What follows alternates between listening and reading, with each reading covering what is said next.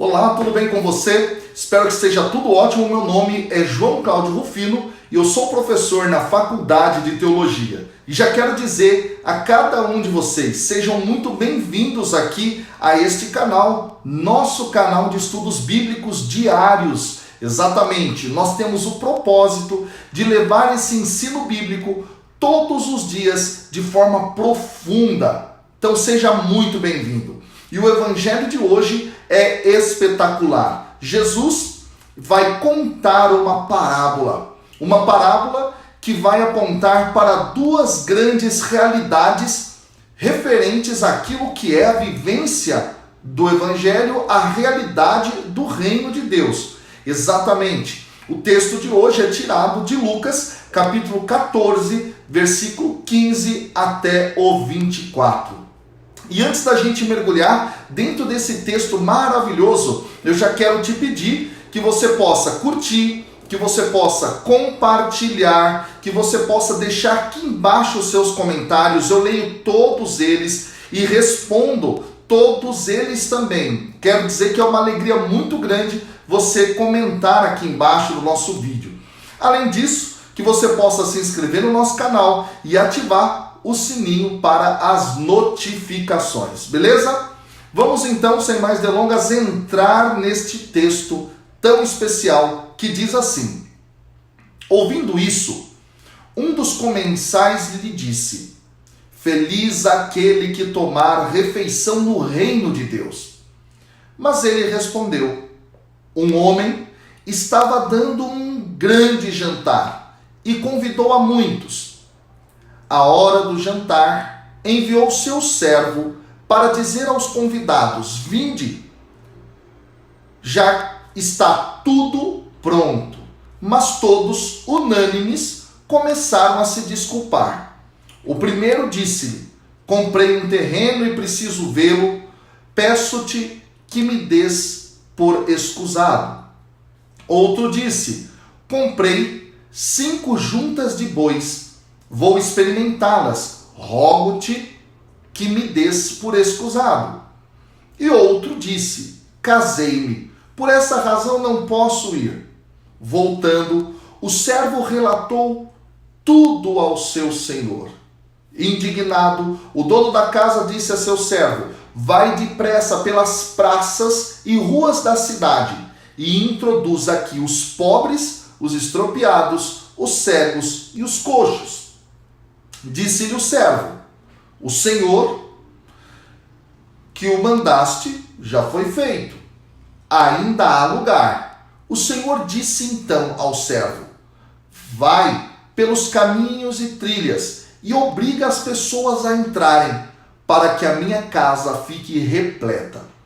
Pois eu vos digo que nenhum daqueles que haviam sido convidados provará o meu jantar.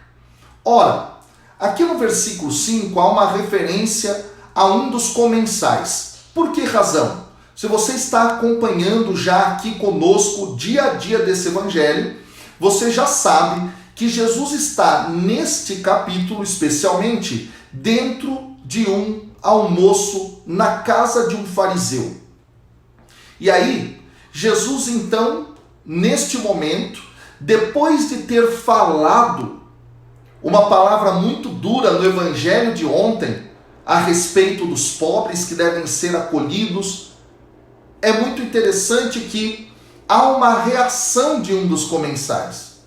E a reação de um desses comensais é justamente falar que é feliz quem toma uma refeição no reino de Deus. Ora, neste momento, o que está em jogo aqui é uma teologia presente dentro do Antigo Testamento, e o Novo também a tem, que é a teologia do banquete final messiânico. Exatamente. O que é isso?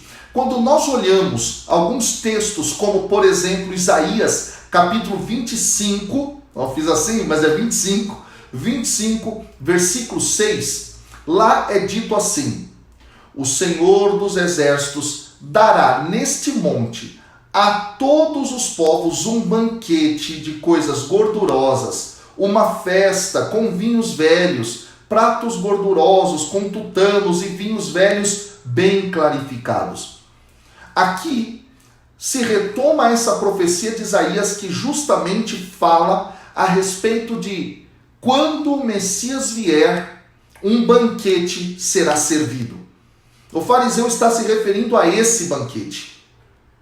E aí, além desse texto, é muito interessante a gente fazer um processo de ligação com aquilo que está no Apocalipse, porque em Apocalipse, lá no capítulo 19, nos versículos de 6 a 10, essa mesma imagem do banquete celestial eterno é retomada. Nós temos, por exemplo, no versículo 9 deste capítulo 19, justamente a seguinte expressão. Então me falou o anjo, escreve, bem-aventurados aqueles que são chamados à ceia das bodas do Cordeiro. E aí, então o que está em jogo aqui é o fato de que quando o Messias chegar na sua glória, ele vai dar um banquete para todos os povos. Então isso precisa ser gravado. E aí, Jesus então responde. E ele responde contando uma parábola, não é? Um homem dando um grande jantar convidou a muitos. E aí, mandou o servo chamar. Esse servo foi chamando um por um. Só que cada uma das pessoas foi dando desculpas. E aqui tem algo muito interessante. Quando nós olhamos para a cultura deste povo e também do antigo Oriente Próximo, ou seja, dos povos ao redor ali de Israel, a gente encontra o costume, que depois até vira lei, que é justamente o costume da hospitalidade. Eu já citei isso aqui em outros vídeos, isso é muito importante para o contexto da época, e você se recusar a essa hospitalidade era algo horrível. Exatamente, pessoal. Era algo extremamente mal educado e as pessoas não viam isso com os bons olhos. E o que está acontecendo é justamente isso. Só que é um dado interessante. Esse texto, com a recusa dessas pessoas, está fazendo talvez aqui algum processo de eco de um texto do Antigo Testamento, que é Deuteronômio, lá no capítulo 20, quando se fala da convocação que é feita a um exército e das desculpas que vão sendo dadas. Então parece que o texto de Lucas está fazendo justamente este processo de intertextualidade.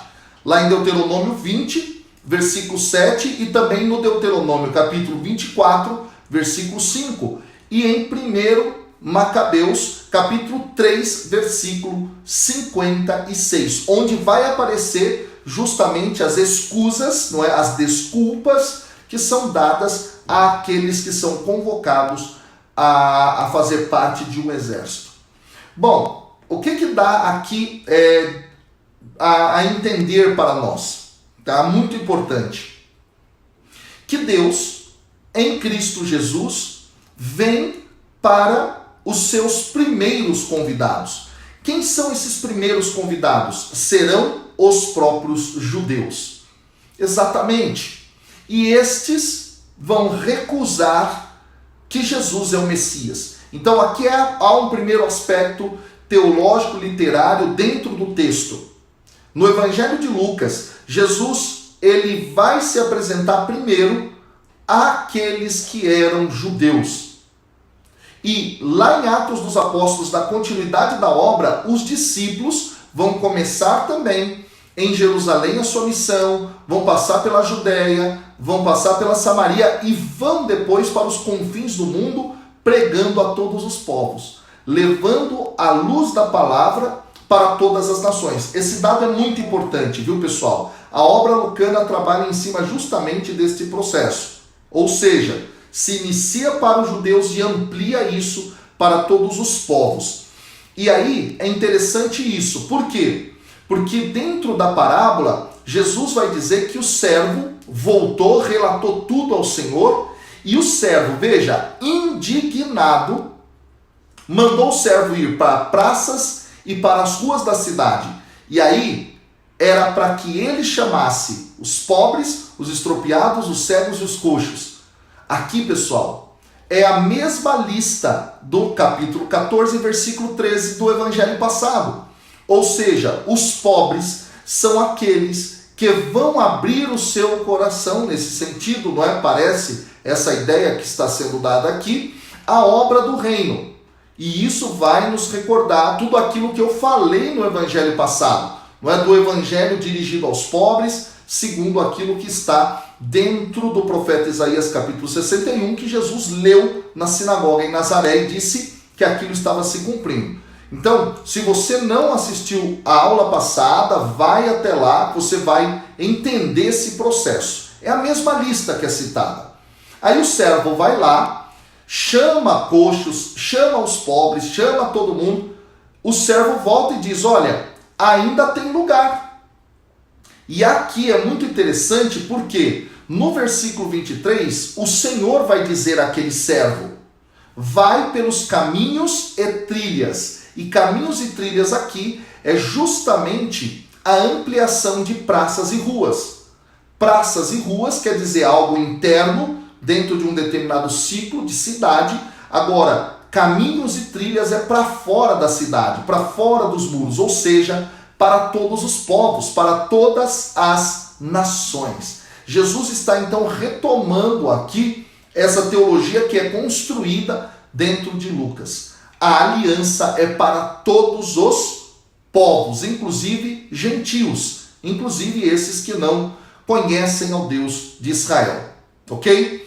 É muito importante que a gente entenda isso. Daí nós vamos entender, dentro da obra lucana, por exemplo, não é? O dia de Pentecostes. O Espírito é derramado e todos os povos ouvem na mesma língua as maravilhas de Deus. Ou seja, começa nos judeus lá em Jerusalém e se expande para todas as nações.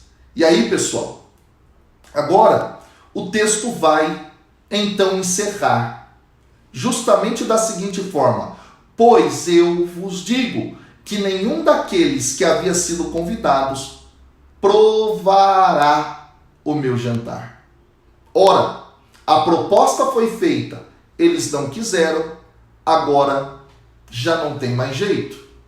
Um dia a glória de Deus se manifestará na segunda vinda do Filho. É essa história que está sendo aqui narrada, essa é a ideia. E aqueles que não aceitaram não vão entrar neste banquete maravilhoso. Então, aqui é uma grande lição para nós. O Senhor estendeu a sua aliança a nós, que não éramos judeus, não estávamos segundo a lei, dentro da aliança com o Senhor. Deu-nos a graça de participar. E hoje nós precisamos continuar neste processo de aceitação. Em outras palavras, nós precisamos dar o nosso sim diariamente para que um dia nós nos sentemos no banquete eterno celestial. Ok? Que Deus te abençoe, fica com Deus. E eu quero só dar um aviso aqui muito importante. Nós fizemos uma votação para ver se o pessoal queria que eu gravasse a segunda parte do Sermão das Bem-aventuranças do Evangelho de Mateus. E deu certo, o pessoal votou, ultrapassamos os 100 comentários e vamos colocar já no ar para vocês a explicação de cada uma das bem-aventuranças, beleza? Deus abençoe, fiquem na paz, até amanhã com mais um aprofundamento bíblico. Valeu, tchau!